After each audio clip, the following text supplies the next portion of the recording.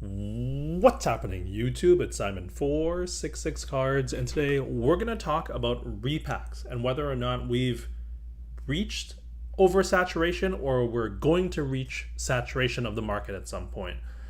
There are so many repacks out there now, and it feels like there has been exponential growth over the past year, 2 years, 3 years in the repack market. On your screen, here are the big names. There's Arena Club, there's Courtyard, Fanatics Live is getting into it with instant rips. There's the Graded Grails repack from PSA and Cards HQ. I don't know if you're aware, but My Slabs is on Series 2 of their repack. Mint Ink is a store in the Toronto area where I live. They have a multi-sport mystery pack raw edition amongst others. There are just repacks everywhere, and they are spending so much money in the hobby. Here's Brian Gray in an interview with Sports Card Dad, shout out to Dustin, and he's talking about the money that he's spent at the National buying cards at his booth for repacks, and it is a large number. Well, we didn't run out of money. My goal was to spend $5 million in 5 days, and we did not achieve that. We spent just over $3 million, and then So he spent $3 million on cards for the sole purpose of repacks. Just one person alone for repacks. And if you're looking for a sense of the size and scope of an Arena Club or a Courtyard, well, we actually have information on that because last month on July 24th, this Fortune article came out where they talked about Courtyard raising $30 million in a round of funding called Series A funding. And here is the part where it says that. Here we go. See, has raised a $30 million Series A round to double down on growth. And if you're not familiar with venture capital and what Series A funding means, here is a AI overview from Google. Series A funding is the first major institutional funding around for a startup after its initial seed funding, where venture capitalists provide capital in exchange for a large chunk of preferred stock. At this stage, a company has a proven concept, which Courtyard clearly does, a viable business model, definitely, and demonstrates significant growth potential and market traction. We're going to talk about that in a second, allowing it to scale operations, develop its product, expand its team, and acquire customers. And now we're going to talk about the viable business model and demonstrate significant growth potential from this article, because if you scroll down, this is the part where the numbers get bonkers. In January of 2024, Courtyard was selling about $50,000 of merchandise a month. Just a year and a half later, they are now selling $50 million a month. That's 100x from 50,000 to 50 million a month in a year and a half. That's crazy. That's 100x growth in a year and a half.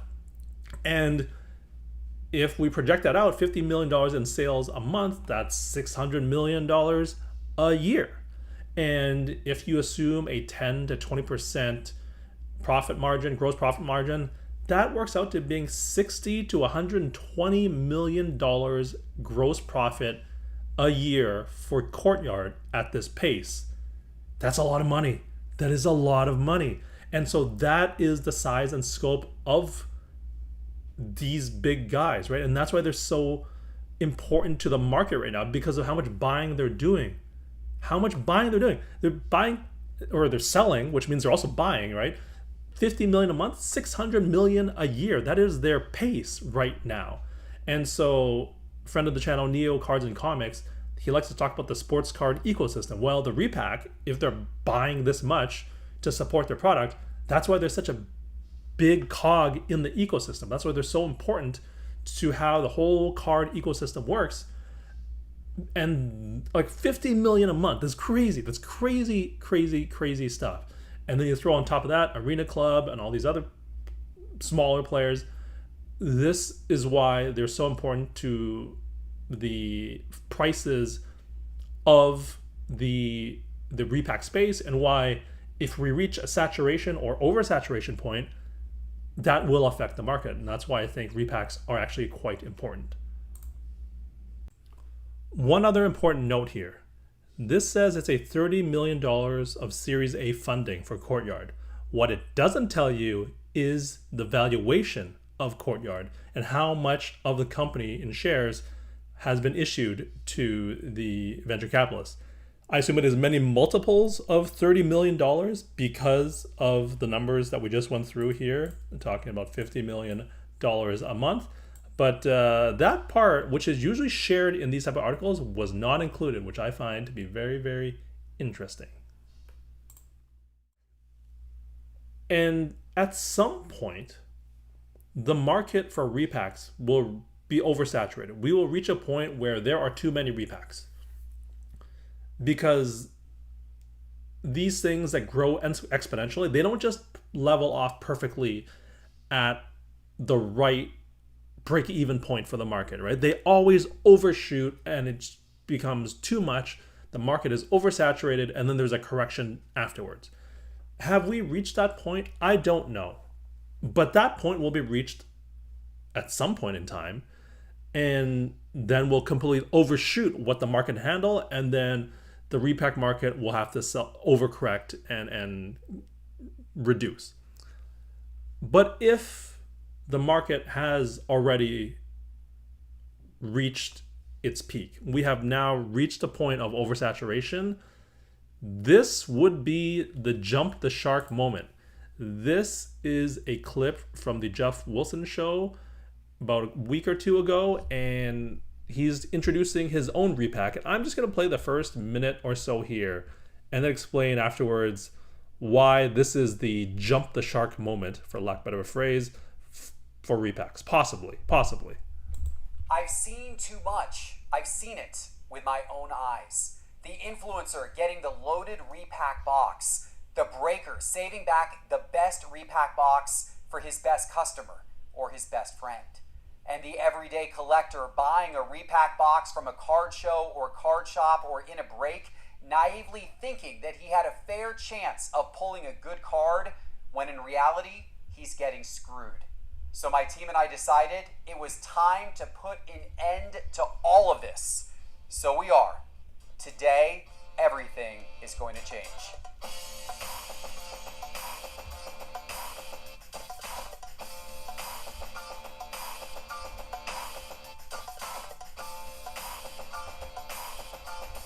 The Jeff Wilson Show is brought to you by Arena Club, the official home of slab packs. Now available every day, slab packs offer an exciting way to collect graded cards with confidence. Plus, every pack comes with an instant offer to buy your slab. Don't miss out. Explore the latest slab packs and more by downloading the Arena Club app.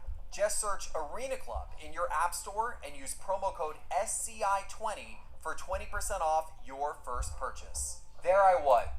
So this video is Jeff introducing his repack product, Graded Gales, which he's working with PSA to create. But the video itself is sponsored by Arena Club, another repack company. If that isn't a WTF, what are we even doing here? I don't know what it is. But that, to me, is kind of crazy. You're launching your repack product while also being sponsored by another repack product. And to me, that is the ultimate sign of repack oversaturation. And I think we might be past the point of market saturation. We are now past the point of what the market can handle, and there is a decent chance that the repack market will come crashing down. Is that happening tomorrow? Probably not. But 3 months, 6 months, 9 months, 12 months? It's coming at some point. It's just a matter of when. But perhaps this video here is the canary in the coal mine, where it is a video introducing a product that is being sponsored by a competitor of the same product. And I know, Arena Club is digital. Jeff's thing is a physical version, but like, come on. A repack's a repack, right? So I think we're already at the point, if not close to the point, of oversaturation of the repack market. But perhaps I'm wrong. I don't really know on this one, but I would love to hear your thoughts and comments as to whether or not we've reached oversaturation, or we will at some point, or do you believe that we won't, and that this is just the way it's going to be in the future, with everybody and their uncle and their uncle's dog having a repack. Maybe I'll launch a Simon 466 repack at some point. Would love to hear your thoughts and comments down below. Thank you, as always, for listening and watching. I'll talk to you all soon. Cheers.